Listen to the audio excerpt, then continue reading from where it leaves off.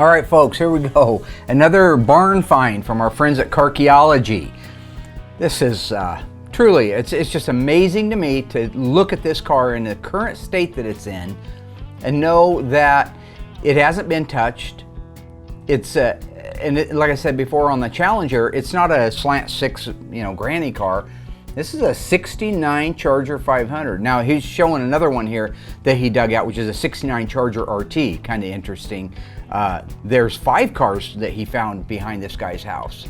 But this is the 69 Charger 500. Now look at the paint. First off, you see it's dirty, it's ugly, it just came out of the backyard, it's been setting forever, but that's F8, I believe, green. And it looks to me to be original paint or mostly original paint. That grill right there, that's 68 Coronet grill. Interesting, that they used in the 69 Charger 500. That's what gave it that flush look. And of course in the back they put the back window plug. He'll show that a little bit more. Now you see the hood pins, those are not factory Mopar hood pins because they weren't available on a 69 Charger. The 69 Daytona had them because it was the only way to hold them down, but a regular 69 Charger RT, which is how this car started life, would not have gotten them even as an option. The Bumblebee stripe in white, you see the little 500 letters over there underneath the tail light, that's all factory. Even the exhaust tips are on it. Take a look at the back window area right there. All that white paint is the underlaying primer from when they put the rear window plug in the car. That's why that's delaminating the way it is. All right, inside the car, here we go. Automatic transmission, so we know that this is probably a 440 car. Power windows,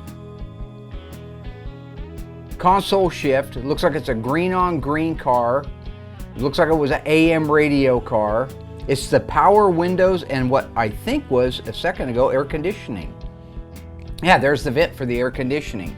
So you got an H51 P31 69 Charger 500. That's got to be down in the one of one, one of two, one of just a few made. Most Charger 500s did not have power windows or air conditioning. I think here shortly he's getting ready to pop that hood up.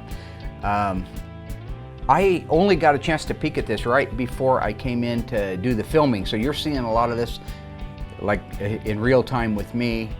I think that's where he's showing that might buff out. I mean, obviously the car needs to be restored. It's got a couple of big dents there on the right fender, but the fact that it's original paint on a Charger 500 is just, again, it's an anomaly. And more, again, that paint that's delaminating there, that's because they did what appears to be an open panel blend after they put the rear window plug in it. And it's not very good, and that's why it's letting go. That is not factory paint. That was painted when it was sent over and converted to be in a Charger 500.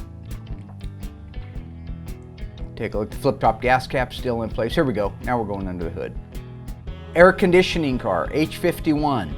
A lot of stuff looking original under here. Oh, I can't wait to see that fender tag. All right, there's the AC condenser. Looks all original except the spark plug wire's obviously been replaced, air cleaner's been replaced on it, but the valve covers look like they've been on there forever. Of course, double belts because it's an air conditioning car. Look at the firewall. I'm gonna pause it right there. All right, just real quick, I wanna comb around there. There's some interesting stuff here. On the left-hand side of your screen, you see the hoses and the air conditioning specific equipment going into the firewall. That's all very factory looking.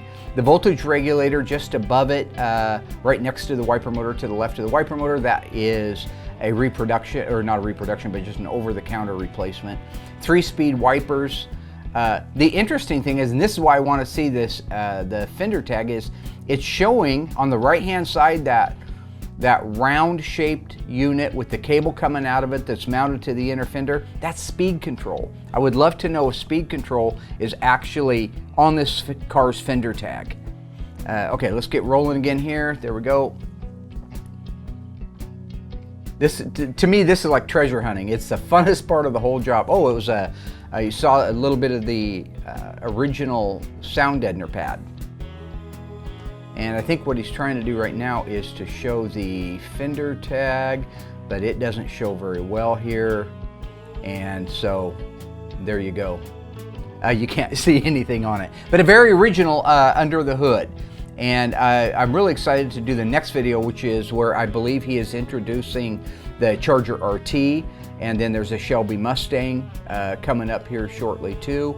So you're going to want to stay tuned to this whole new series we're doing called Graveyard Cars, Gravedigger.